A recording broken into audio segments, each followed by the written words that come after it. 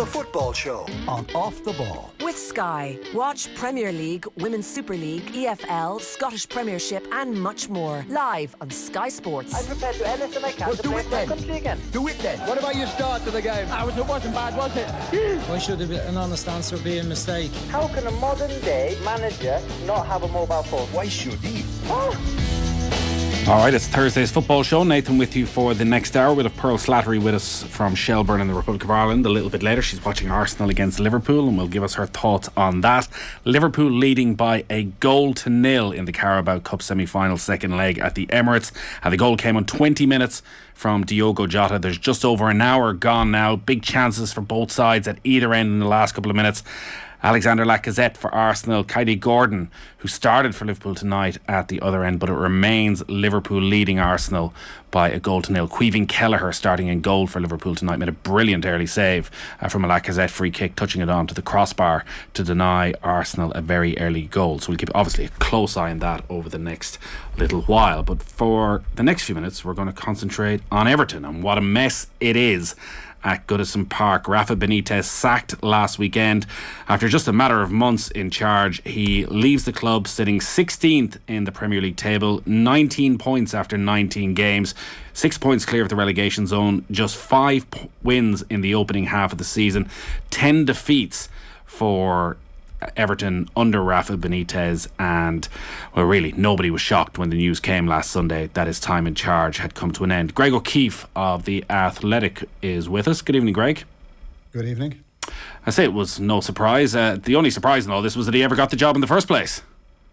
Yeah, I mean, I think when you look back on, and this is one of Everton's shorter in their managerial merry-go-round of recent years, it's one of their shorter appointments, but even so, you cast your mind back to the summer, and I think only 2 people ever thought that this was going to end in anything but tears, and that was probably Rafa himself and Everton's owner Farhad Moshiri. It was always very vehemently opposed by the Everton fan base. I think the wider footballing world was bemused, and you know, Rafa came in with all the good intentions. He had a good start. There was some, interesting signings that come in. Tamari Gray and Andros Townsend hit the ground running, and if you cast your mind back to that, I think it was the second or third game of the season for Everton away at Old Trafford. They got a creditable draw and looked like a really, there was something to savour there, something to build on the counter-attacking style, but it all unravelled from August onwards, really. Calvert-Lewin got injured. Again, key injuries cropped up with Doucouré and Luca Dean was out. That was when he was in favour. And when it started to go bad, Rafa had 0 credit in the bank, no goodwill with the fans. They didn't want him in the first place. Some were willing to suspend their disdain. And then when it went bad, they were straight on his back. And I think what happened on Sunday felt like only a matter of time for some weeks now. Looking at the bigger picture with Everton, and almost playing just devil's advocate here, because a lot has been thrown at the ownership over the last week as to what a mess it has been behind the scenes. But in a way, it feels as though they've done an awful lot right, though it hasn't worked, in that, they've gone down the director of football route. They brought in Steve Walsh, who was the hottest property in English football after what he'd done at Leicester City, and bringing in Riyad Mahrez and N'Golo Kante. That didn't work. They bring in Marcel Brands, who came with a big reputation. That hasn't worked. They seem to have brought in a lot of world-leading sports scientists, a lot of good people in the positions that modern football clubs should operate in. How come none of that has worked? It's a very good question. Look, they're either spectacularly unlucky, or what would appear on the surface to be good appointments are being made without and I think you can tell from the way I'm loading this, is that they're being made without the pre-required structure at the football club in the first place. And to compound that, once you're making the appointments, Steve Walsh, Marcel Brands, as you rightly say, came in with a big reputation from PSV of turning in good young players, bringing in shrewd signings and achieving success. So what's the bit of the pre-required structure that's missing? Well, so they have tried sporting directors of football, but the problem is, and this is what's missing, is the ownership right from the very top. Mr. Moshiri is meddling too much in that process, in recruitment, and other boardroom matters, really. I think at this point, the owner has to decide whether he's going to be a very generous and ambitious football administrator, or if he wants to run the club. A bit like, Bill Kenwright did when he was the chairman and owner, and it was him and David Moyes running the ship, and it was very much a hands-on. Football's changed. Most clubs now go down the sort of continental sporting director route, and Everton, as you say, have tried that with two big names or two interesting appointments anyway, and it hasn't worked. And I think both of those men would say that they didn't feel they were allowed to do their job. Certainly Marcel Brands didn't feel he was allowed to do his job. He was being second-guessed. He was having players brought to the club that weren't his signings, and to compound matters as well, Mr. Moshiri has a coterie of agents around him. Right. Who are very influential agents in the game, who he counts as advisors. But it gets to the point where he should just make one of them his sporting director, because under Marcel Brands, he was seen to be listening more to them than he was to his director of football. So they should just bite the bullet and go the Wolves route and go all in with one agent, get all the best Portuguese players around, and just hope that works. Well, I mean, they've tried almost everything else. They might as well. Why not? The summer that stands out, I think, forever for Everton supporters will be that summer of 2017 when Romelu Lukaku leaves to go to Manchester United. They get the 75 million in and spend it in the most remarkable fashion. Never mind the free signing of Wayne Rooney. They seem to sign about 5 players who did exactly the same thing.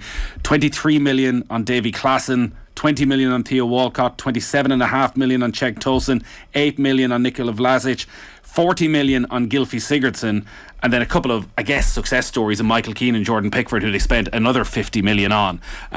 Was that Moshiri involved in all of that even back then? Yeah, it was. See, it's twofold when you talk about Farhad Moshiri. It's on one hand, supporters were crying out for an owner who'd come in and really show some ambition and help Everton to compete with the big boys. Someone under Bill Kenwright, they were always punching above the weight. They were always hitting that glass ceiling. They could never quite afford the big players and the big wages. And then in comes Moshiri, and he's got this hugely ambitious kind of desire to help Everton be successful. He's willing to put his money where his mouth is. The problem is they seem to have gone backwards despite that benefactor. And I think that summer, it was his first, really. But you underline, and it's painful listening for Evertonians, and it must be baffling for wider football fans. They go and buy 3 number 10s in Rooney, Klaassen, and I can't even remember. Vlasic as well played number 10, of course. And, Sigurdsson, still Everton's record signing. Where was the joined-up thinking? Why was Steve Walsh at that stage? Why was he not saying to the owner, or was he saying to the owner, do we need 3 players of more or less the same profile? And unfortunately, the excess of those earlier days might have cooled a little bit, but that's still pretty indicative of the pattern. You have the director of football wanting to bring in their men. You have the manager wanting to bring in his men, and then you have the owner bringing in his men. And every manager that's come in under Farhad Moshiri has been backed.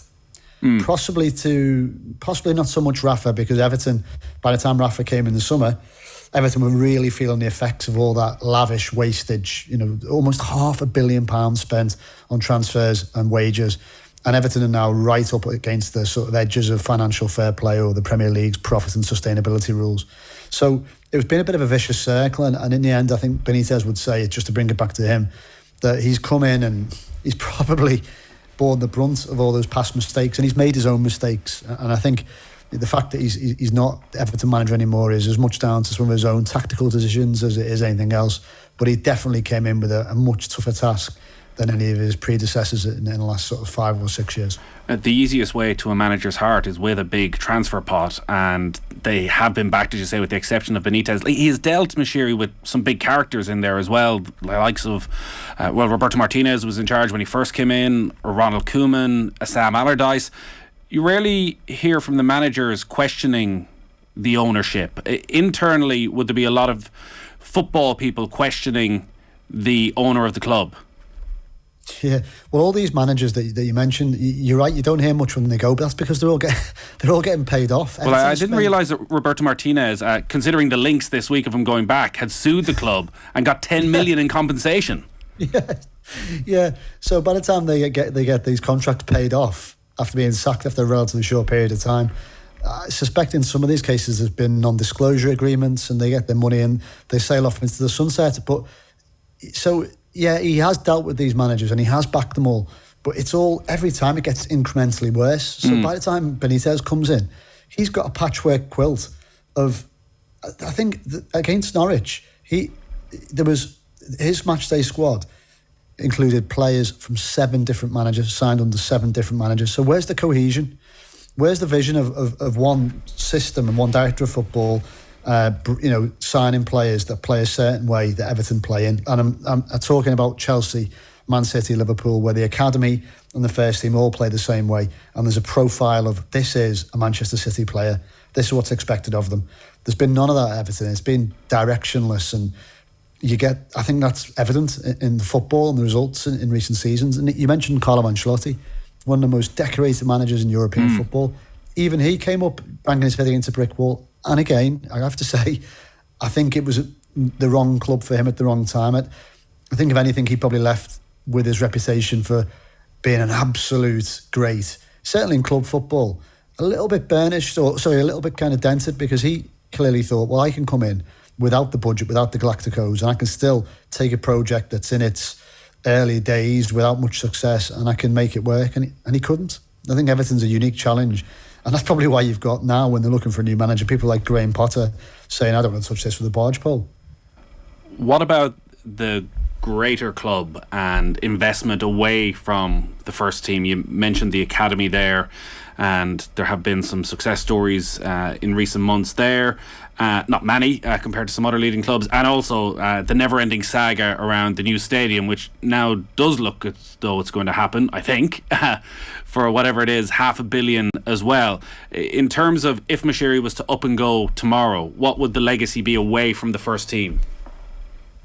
Well, this is why people are reluctant in many ways to criticise Moshiri too harshly, because the saga of Everton's sort of, highly vaunted and never quite getting over the line new stadium. We could be on air for the next 4 hours going back to this would be the fourth attempted stadium move, and obviously the others have ended disastrously, never gotten off the ground or been knocked back by judicial reviews, and so far so good. Bramley-Moore is where I sit this evening. It's just a mile up the road. You drive past every day. The construction's taking pace, and Everton will be in their new stadium probably in 2024, and it's going to be a world-class, iconic stadium on the banks of the River Mersey. It will genuinely be, hopefully, the biggest thing off the pitch to happen to Everton in their modern history. It'll be very sad to leave Goodison, but it's a huge thing for Everton to begin to try and bring in the extra revenue, the corporate seats, and maybe the non-match day revenue that all the big clubs do. So that's massive, and Moshiri can't be criticised for his commitments, as you say. Another $500 million sunk into that project.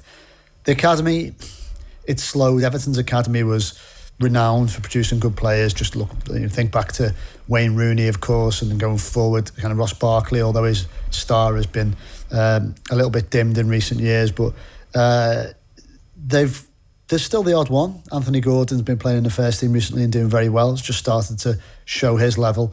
But you're right, it doesn't compare again to some of those clubs I mentioned, Chelsea, Liverpool, City, even Leicester. So I think that's another element that they have to get right. And Everton are currently carrying out a strategic review that they'd started when Brands left. It's going to be even more important that they get this right. And I think in many ways that they should wait and appoint a manager until they have that review finished and they know, look, do we want to go down the sporting director model again? If so, appoint him, let him select the manager without interference and build up from that. And maybe it has to be a degree of honesty about what the club is and where they are at the moment. Are they a club who can compete with Manchester City and Chelsea in the transfer market? Arguably not. So why don't they try and be a different type of success and a different type of progressive club like Leicester, and try and bring on players, younger players from Europe or the lower leagues, develop them, sell them at a profit and move forward that way. So I think it's a real period of soul searching for Everton, and they need to find out exactly where they want to be and where they are right now. Be honest about the gap between those 2 points and help themselves move forward in a lot smoother way instead of this scattergun approach to signings and managerial appointments, because frankly, they've become a chaos club, and it's sad to see for everyone who holds the football club dear. I wonder how much soul-searching Farhad Moshiri has done as to his role in the football side of it and the lack of return he's got for his massive investment, and if he has any questions about his future, because there is several stories across the papers over the last couple of days that he is considering what his future is at Everton and whether he would sell the club and take the hit, or whatever financial hit that is. Is that a possibility, and where would that leave Everton mid-construction of their new stadium? I mean, these rumours surfaced a couple of months back, and I think at the time they were categorically quashed by people close to Moshiri that, you know, he's still ultra committed. And look, I think it would be a negative, a massive negative, if he were to just sell up and leave, because for all his faults in terms of, I mentioned his sort of tendency to meddle in affairs and maybe listen too much to agents, he's someone who's come in with this vision, that ambition. Like I mentioned, certainly he's never been shy to back his managers. It might not happen in the structured fashion that you need ideally to move forward, but he's done it. And then this stadium project, as we've just said, is absolutely huge. So I think it would be really alarming if he were to decide to walk away, because then you just enter the unknown. You know, you've seen too many big clubs go through chains of ownership and be run down. You only have to think of Derby County at the moment, and it's happened to so many big clubs. Sheffield Wednesday, who used to be mainstays of the top flight in England, and you know, it's sometimes hard to recover from that. So I hope that it's been turmoil. He's had very little to savour, but I hope that he stays with his vision. And of course, he has very powerful allies and friends in terms of finance and support at the club in Alicia Usmanov, the former Arsenal shareholder, who's been very much involved, hopefully going to be very much involved in sponsoring the stadium. He already sponsors Everton's training ground. So I think they can make a success of it. I think they have to be honest about mistakes that have been made and how they're going to move forward.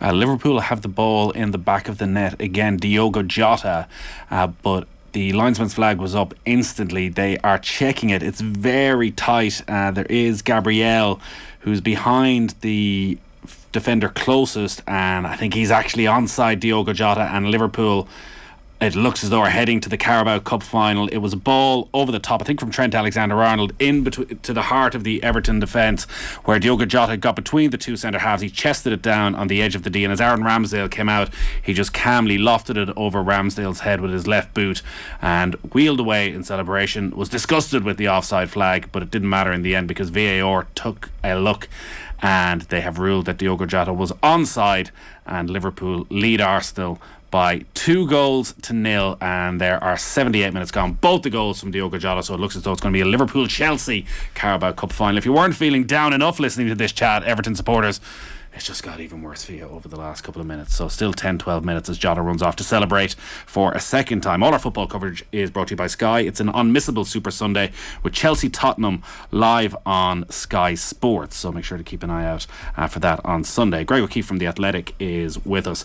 So just looking back then in the last couple of months, if we talk about the summer of 2017 on the pitch, been a bit of a catastrophe. Off the pitch, it's just been bizarre what's happened, in that they have fully bought into this Rafa Benitez project, got rid of their director of football Marcel Brands, got rid of their director of medical services Danny Donachie, the senior recruitment team of Greta Steinson and Dan Purdy are gone, and Luca Dean, maybe after Richarlison and Dominic Calvert-Lewin, the most valuable player, let go to Aston Villa because of a falling out with Rafa Benitez. They went all in on Benitez and then decided, actually, we're going to move on. All of this in the matter of a couple of weeks. It is just insanity what has happened.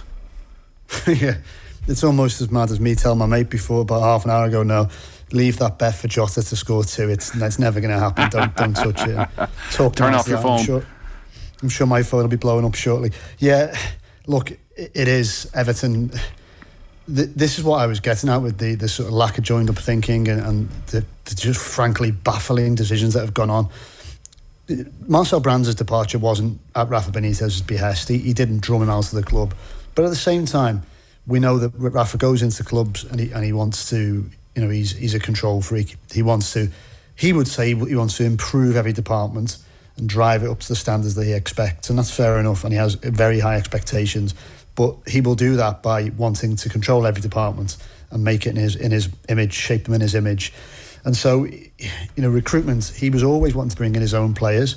I'm not sure quite how much he was willing to bend to Marcel Brands' suggestions, or whether or not they were working fully as you would expect. So, he was part of the reason why Marcel Brands ultimately felt he had to leave the club. And I don't think he felt that the board were fully on board, fully on the same page as him either. So he goes, Rafa stays.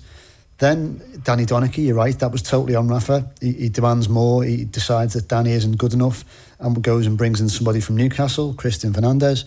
And then the most just infuriating of them all, he falls out with Luca Dean, and he's got his reasons for this. Luca Dean's sort of behaviour by all accounts and his unwillingness to put the team before himself was far from ideal, but he's still one of Everton's best players. He's the France left back. But what does that mean, his unwillingness to put the team before himself? So the suggestion from Rafa was that basically Luca Dean was unhappy at being taken off set pieces and being asked to play a more defensive role. Luca Dean's game is all about getting forward, whipping in crosses, pre-assists. He's an attacking left back. Rafa wanted him to drop back and to help the team in a different way, and he wasn't happy. He was complaining. It was sowing discord. He was moaning about it, and their relationship began to fracture. And that's what I mean about, Rafa would say that he wasn't prepared to just bite his lip and do what he was being asked. So they fall out. Everton back Rafa. They sell him to one of a rival in Aston Villa, a club that they should be competing for the same spot in the league in. Obviously they're next up on Saturday with Steven Gerrard, but that's another side plot. And then 2 or 3 days after they let Dean go, they sack the manager. So it's just disarray. This is, again, this lack of joined up thinking. It's like they lurch from one bad decision to another. Have you got any sense of how all of this has gone down in the dressing room, even over the last few seasons? I know, even personally, the amount of times you've spoken to Seamus Coleman over the last 5-6 years, and the same interview for club and country, it turned out, where there's question marks over the manager, and he is never laying the blame on the manager, saying the players need to look at themselves, they need to look at their own attitude, their own performances, can't keep blaming the manager. Yet the manager gets sacked, the results stay the same no matter what manager comes in. When you look at the senior players there, is there an issue at Everton with the culture within the club, within the players? Certainly isn't with the captain. If Everton had 11 players in Seamus Coleman's mould, they wouldn't be in this position. They really wouldn't. His attitude and influence is first class, and of course he would never look for excuses. But I think there have been too many who have. I think there've been too many who haven't had the required mental strength, who've been brought, in their defence to play in a system under the previous manager who's then gone. And all of a sudden a new manager comes in who doesn't fancy them, and they're cast to the sidelines. And you have too much of this, and it builds, I think, a feeling of despondency sometimes, or a lacklustre feeling on the fringes of the team, and it's not healthy.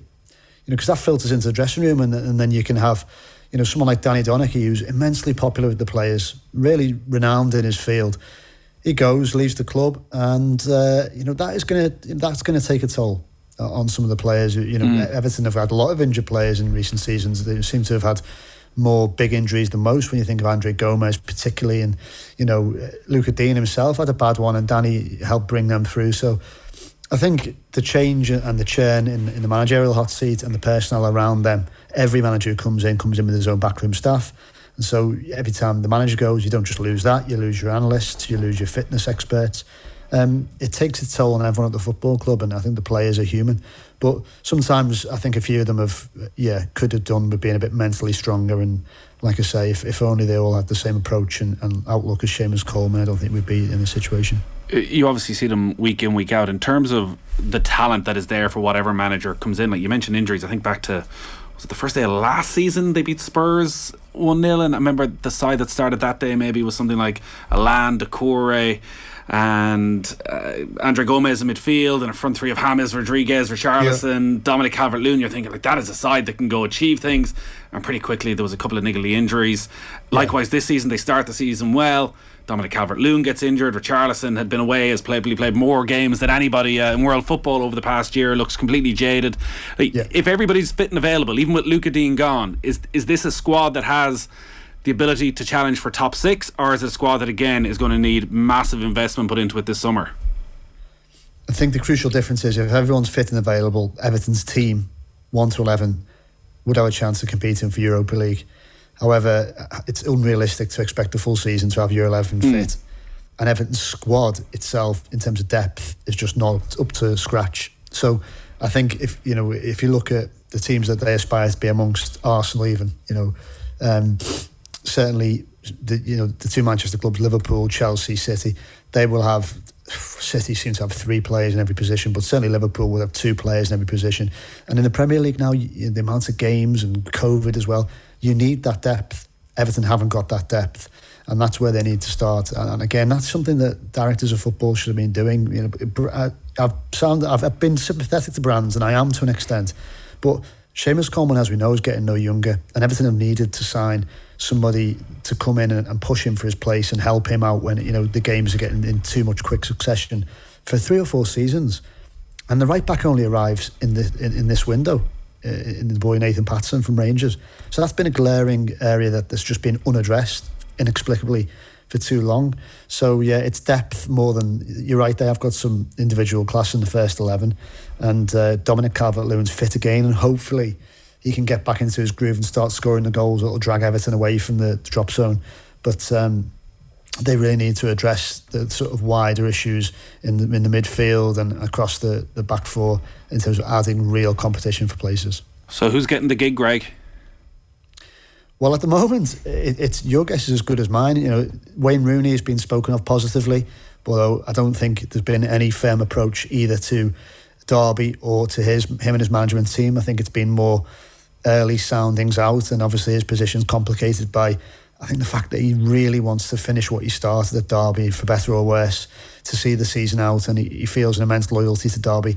That said, he's a Blue, so this could be the biggest opportunity of his career. It's a huge decision for him, a huge risk, if you ask me, but he's still in the mix. Fabio Cannavaro has been spoken to initially as well. Sounds to me like a sort of star name that Mashiri would like, but whether that would be the right appointment, where in the world is Fabio Cannavaro currently? Well, I think his CV isn't the most impressive in management anyway. He's certainly, as a player, second to none, but yeah, last in charge of China. Yep. Well, yeah, there you go. Of course, Roberto Martinez, if you just want to add to the bonkers nature of Everton Football Club, the manager who was the first manager for Mashiri to sack when he became owner. He's been linked with the job, and I think there was a genuine intent to speak to him and to develop those talks. But in the end, the Belgian Football Association just put their foot down and blocked that. If that was ever going to be revived, I think Martinez would have to resign and walk out on Belgium in a World Cup year. I can't see him doing that. I guess word spreads quickly Frank Lampard. Yeah, I was just going to say on the Graham Potter story, which, there's probably a few managers in sort of that sort of calibre that, like, word spreads quickly in football that an Everton project with a new stadium and investment and the talent that's in the squad already could be a really attractive job for a Graham Potter, but presumably he understands that he's going in, and whatever promises you get go out the window next summer if Mashiri talks to some agents and they want to get certain players in, and you don't have any real control. I think Graham Potter's position, from what we understand, is he's at a club at Brighton who might not be as big a club as Everton, might not have as much money as Everton, but they've got a system, they've got a structure, they've got a great sporting director in Dan Ashworth, they've got a really nice organised way of doing things, and they're progressing to that effect, and he'll be given time, and he was given time when last season it wasn't particularly going to plan, and he's still the manager and they're seeing the benefits of that. So I think he, like I said earlier, I don't think he would be looking to Everton, because that would just be potentially dicing with all that progress he's made in English football, and I think he's carries on like he is, he could be looking at the England job in a couple of years' time when Gareth Southgate moves on. So I'd be surprised if he would consider Everton. The betting currently, as you say, Fabio Cannavaro's a 5-1, Frank Lampard 3-1, Wayne Rooney 11-4. The favourite, Big Dunk. What about him finally getting that chance on a permanent basis? You know what, I think Duncan will get it until the end of the season at least. If he gets a result against Villa on Saturday, I'd like to think the job's as good as his, with the support of Leighton Baines, who's not long in the coaching game himself after retiring, but is very highly thought of, and John Ebrell there used to play for Everton under Joe Royle back in the 90s, and maybe they might look to add one or two, but in terms of coaching staff around them, I think Duncan has got a really good chance of getting an extended run in the dugout. He only oversaw 4 games back in 2019 in between Marco Silva and Carlo Ancelotti, but there were 4 memorable games. Do you remember that great win over Chelsea at Goodison Park, and a creditable draw at United, a draw with Arsenal, and a great game against Leicester in the League Cup quarter-final, but ultimately went out on penalties. But Evertonians love Big Dunk. They love that era, that kind of the excitement to seeing their real club hero in the dugout, and then knowing that in was coming, a legend in Ancelotti. And so I think Duncan, if he can revive the spirit that he managed to put into the players back then and get results Saturday, I think he'd be a good bet for at least being in the job until the summer. Yeah, all right. It's going to be interesting, as it always is at Goodison Park. And it's not getting any better. You're going to have to watch Liverpool in the Carabao Cup final in a couple of weeks' time, because they lead Arsenal by 2-0. They're into injury time. Both the goals from Diogo Jota. All right, Greg. Get yourself a glass of wine or something and just relax. I think I'll have to. It'll improve at some stage, surely. Greg O'Keefe there from The Athletic. Thanks for that. Football on Off the Ball. With Sky, it's an unmissable Super Sunday with Chelsea versus Tottenham. Live, only on Sky Sports. Football on Off the Ball. With Sky, don't miss Crystal Palace versus Liverpool on Super Sunday. Live, only on Sky Sports. You're welcome back to Thursday's football show. Nathan with you this evening. Liverpool are through to the final of the Carabao Cup. Diogo Jota scored both the goals in a 2-0 win over Arsenal at the Emirates in their second leg semi-final. 2-0 on aggregate as well then for Liverpool. The goals coming on 20 minutes and 70 minutes, both as I say from Diogo Jota.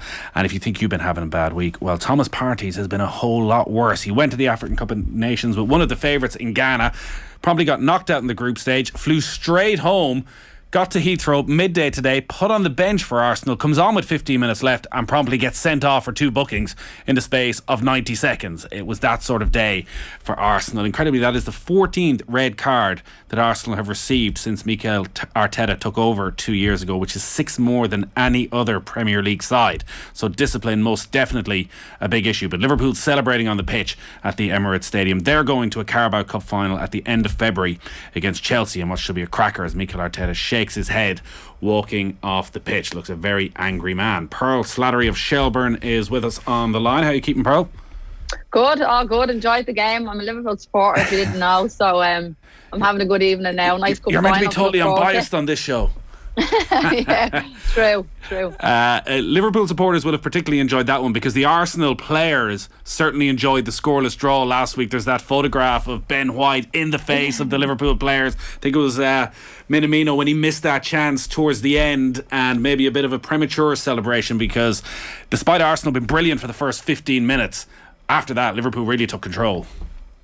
Yeah, Minamino missed the sitter, didn't he, in the first leg? And look, as expected, I think, from everybody who watches the Premier League, and I think this is Arsenal's only chance, isn't it, to win silverware? So Liverpool would have been expecting the first 10 or 15 minutes for Arsenal to come at them. And look, when they, I suppose, got over that period of pressure, they started to settle into it a bit. And I think even by looking at Klopp, he's way more animated on the sideline than he normally is at cup games. And you could see even by the starting 11 that he picked that he really wanted to get to this cup final. Everybody knows we're probably not going to, or Liverpool are not going to catch City at this race. So look, Champions League or a domestic cup here or there won't be too bad. So look, as I said, once you got through that first 10-15 minutes, as you said, and then Diego, what a signing he's been, like, unbelievable. Great finish in the first half and an even better one in the second half. But when we signed Thiago and Jota in around that time, everybody was buzzing about Thiago, and Jota's just been unbelievable. I think that's his 15th goal this season now, and great for Liverpool to be in the cup final. I don't think we've been there since, if my memory serves me right, since 2016. So they'll be looking forward to it, I'm sure, and a trophy's a trophy at the end of the day. So hopefully they can go on and win it now. Yeah, Jurgen Klopp is absolutely buzzing out on the pitch. He's really enjoying this, and he's just saying, not a makeshift team, he put out a strongest possible team in many ways, which included Caoimhín Kelleher in goal.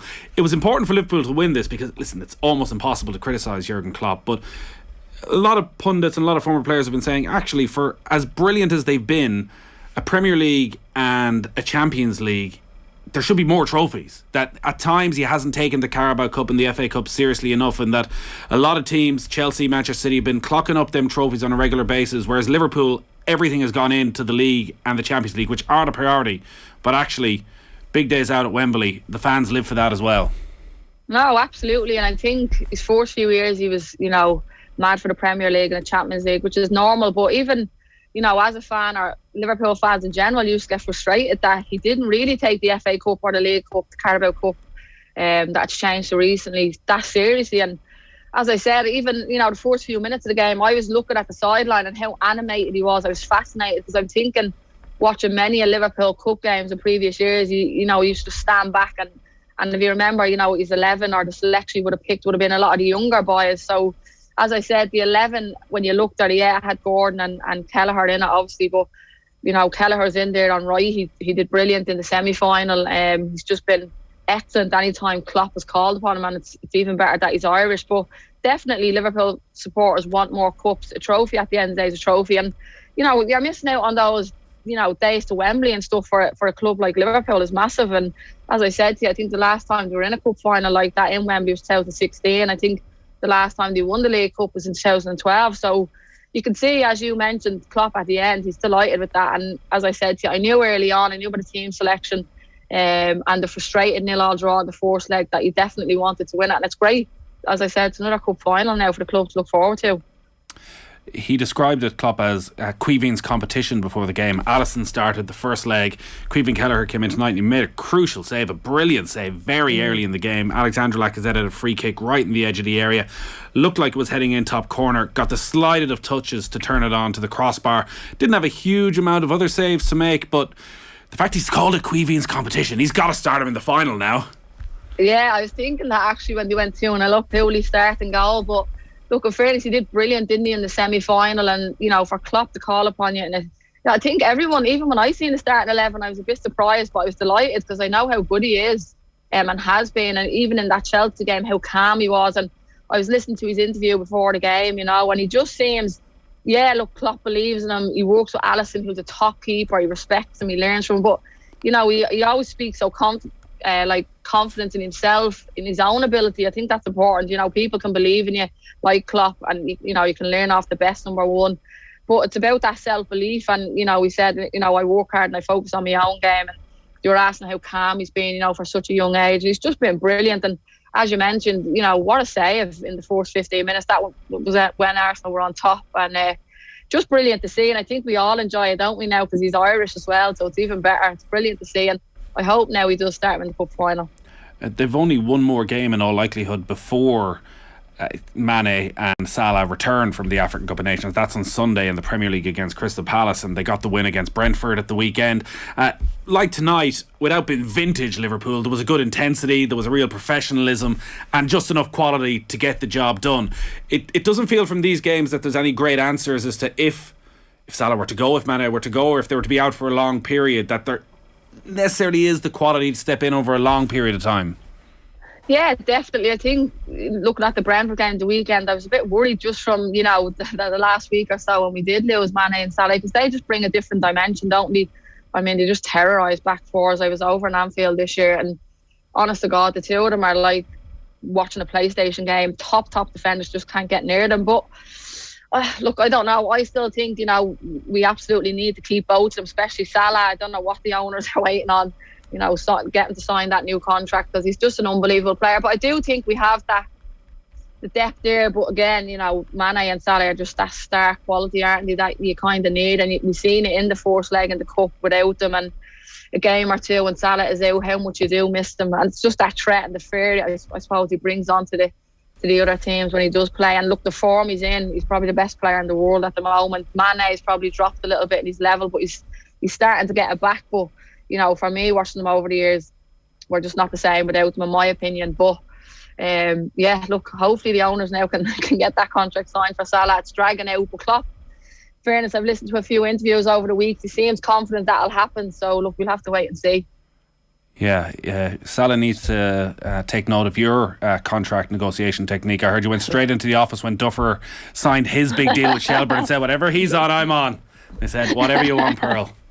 Yeah, something like that, yeah. Something like that. What about Arsenal? Because, Jesus, talk about false stones. And there's no question, off a pretty low base of recent seasons, there is improvement there. And there's a lot of really talented youngsters, particularly on the attacking side of the team.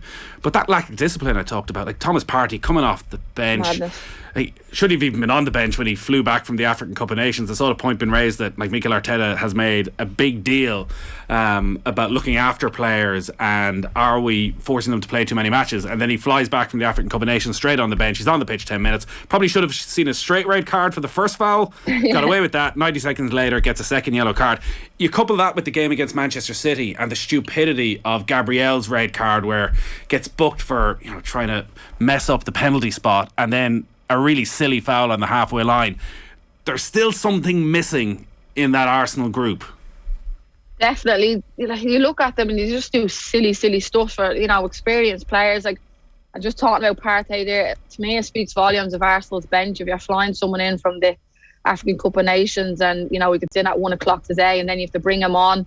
At 1-0 they looked a bit lost, and you're kind of looking to the bench like the likes of Saka and Smith Rowe. In fairness, Liverpool kept them quiet throughout the night, and that's when Arsenal, for me, tend to struggle when those type of players are not in the game. And then you're bringing on Partey to try give you a bit of bite, get you through the last 20-25 minutes, and he completely loses the head. It's just, as you said, I think that's their 14th red card under Mikel Arteta. So something's not right there. I mean, Xhaka, he's just, without Mikel Arteta, he's just a walking red card, isn't he? I just don't know what it is. Something has to be done, because it does affect you. And I was watching the interviews before the game and Tierney speaking, and speaking how a red card can disrupt you. It definitely does. I know that as a player myself. And these are experienced players. I mean, on a lot of money every week, you have to use your head, especially when you're 1-0 down, especially 2-0. You need to be keeping the 11 on the pitch if you're going to have any chance. Can Mikel, I don't know, is it just the personalities within the group that they absolutely get caught up in the moment? But something has to change. I think watching Arsenal this season, they've showed glimpses, haven't they, that they could be a good side under Mikel. But it's just that consistency for me. 1 week, you look at the Forest result, mad, you weren't expecting it, and then they show in a great result against City. But again, it's that stupidity that lets them down. So it's worrying. I'd be worried if I was Mikel, and how you deal with it, I don't know. Can you get some sort of coach into, I don't know. I just think players can be a little bit rash, and any sort of coach, any sort of teaching can't take that out. You look at Xhaka, how many years now to you getting straight red cards for just doing silly things. Well, is that what he needs to do? Dump Xhaka and set an example? Probably. There was a situation, wasn't there, with Saka a few years ago. He was losing the head, and that time he was having a bad game. He was taken off, and he threw the captaincy armband, if you remember, walking off the pitch. All that sort of stuff from a captain at Arsenal, well, a previous captain now, that's probably why he's not the captain now, but maybe you do have to make an example of somebody, because this coming out and, backing the players at the end of it or wherever it might be, it's just not working. You see in Xhaka last week in the first leg getting sent off, and then all of a sudden you Partey tonight. It's absolutely madness. I mean, if that's League of Ireland or any league or any division, you're going, what's going on here? Something has to be done. So I'd be intrigued now over the next few weeks if anything else happens. Will he? Because in fairness to him, since he's come in, he's put his foot down. He has standards, with the a few things that's happened with different players throughout the season. So look, it'll be interesting to see if that's done. But it's just silliness, isn't it? Really. You were in studio with us last week, yourself and Luke Byrne. We were announcing our media partnership here between OTB Sports and Shelbourne, and we've got a lot of exciting things lined up over the next few weeks. I'm sure we'll be talking a lot more before the start of the season. We've got another 5 weeks, is it, before the start of the Women's National League? Yeah, so we're through our first week of pre-season now, so 5 more weeks, and you only did the 3 months hard celebrating. Well, yeah. It feels like 3 years though when you get back for your first week. It's always tough, but we're looking forward to 5 weeks of hard work now ahead of us. But we always kind of enjoy that pre-season time. It really builds that togetherness. Well, you kind of do. You do and you don't. It's that togetherness, isn't it? If you get through those 5 weeks together, it's brilliant then for the season. But it was great to be in the studio with you guys and to be, I suppose, a media partner for the club. It's brilliant in terms of the audience and stuff like that, and obviously the exciting thing now throughout the season with the podcast and stuff like that. So it's a really exciting time. There's a good buzz around the club. Duffers come in on the men's side. They're obviously back in the Premier Division now with a lot of tasty fixtures to look forward to in Tolka with them. The academy's running well, all the underage is going well, and you know, we obviously won the league, which was, you know, brilliant for us, and to win it in Talca Park was just a special night. So a good buzz around the club, and hopefully we keep it going now. And as you said, look, coming into next season, in terms of the Women's National League, last year was probably one of the most competitive seasons I've ever played in, and I'd say next year now we'll go up another level. You know, if you know Peamount will want to come back and I'd say they will somehow. It's such a small country, such a small league in some ways, that I know the players are very friendly outside of games, and I'm sure there was a bit of awkwardness for a couple of weeks between the Shells and the Peamount players. Yeah, look, everybody knows each other out in the on and off the pitch. There's a lot of respect there, and yeah, there's been a bit of that awkwardness. But in fairness, look, we were runners up for 3 years in a row, and had watched them win it, and we won it. I think it was just because it was so dramatic. I don't think the league has ever seen anything like that. And it was brilliant because TG Carr come in, you know, a few weeks previous to that. So it was an excellent ending to the league, and a brilliant, I suppose, promotion for it. And hopefully now we can keep on building on that. And as I said, there's a lot of teams, not just Peamount, the likes of Wexford, DLR, you know, Galway, they'll be all up there now trying to fight. And the likes of Bows, who are improving year on year at loan for their first year last year. They're brilliant. You've Sligo coming in. So I'm really excited, you know, 10-team league now. You won't kind of have that off week now when other teams have been playing previous years, because with 9 teams you always had an off weekend. So there'll be more games, and then obviously we'll be looking towards Europe. So it's going to be a busy year, but as I said, something you know, this type of years, these type of seasons is what you play for. So we'll look to go again, please God. Won't be easy, but I think as Shells players, we've got kind of any team that tends to play against us always want to beat us, but now that we're champions, I think that'll be coming, you know, doubled up, if you like. So we'll have to raise their standards and go again even more this year, but it's a challenge that we look forward to. Well, listen, we'll have loads of time over the next few weeks to talk a little bit more about it, and we'll do a full preview before the season starts. And as you say, the 1895 podcast, which is about all things Shelbourne, if you get on to OTB Sports, go to podcasts, go to the football stream, you can subscribe there, and you get it every single week. I know that we're chatting to Luke Byrne on this week's episode. Pearl, great stuff. Talk to you soon. Thanks a million. Cheers, lads. So Liverpool through to the Carabao Cup final, a double from Diogo Jota. They beat Arsenal by 2-0. Football on Off the Ball. With Sky, it's an unmissable Super Sunday with Chelsea versus Tottenham, live only on Sky Sports.